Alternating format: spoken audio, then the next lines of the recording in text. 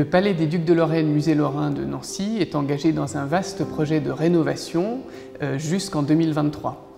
À la faveur de ce projet, une première exposition hors les murs est organisée au musée de la céramique et de l'ivoire à Commercy.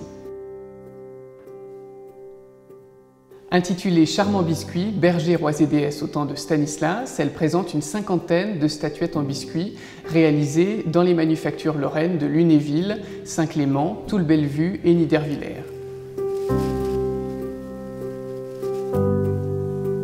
Ce projet commun entre la ville de Nancy et le département de la Meuse a fait l'objet d'une étude approfondie. Chaque pièce présentée dans l'exposition a fait l'objet d'une notice consultable en ligne sur le site du Palais des Ducs de Lorraine, musée lorrain de Nancy. L'exposition est organisée selon plusieurs thématiques.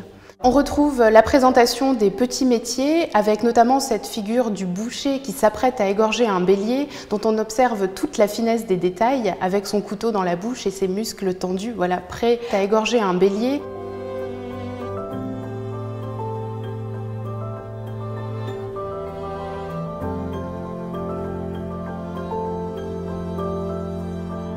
La littérature classique et moderne offre également une grande source d'inspiration. Les métamorphoses d'Ovide permettent de présenter des scènes des amours des dieux, tandis que le théâtre et l'opéra offrent également des scènes très célèbres des contemporains.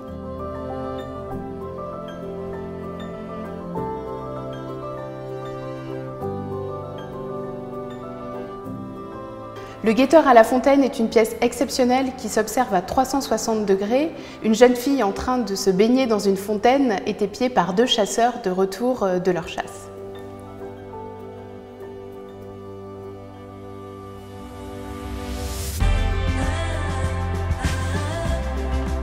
Les manufactures lorraines produisent des pièces à thématique religieuse, dont plusieurs figures de saints et des nativités, dont cette pièce exceptionnelle qui est visible dans l'exposition. Paul-Louis Sifflé a également immortalisé de nombreux souverains et artistes, notamment Stanislas, dont il a réalisé une grande statuette offerte à la société fondée par le souverain et qui est sans doute la dernière pièce réalisée par Sifflé avant qu'il quitte la Lorraine.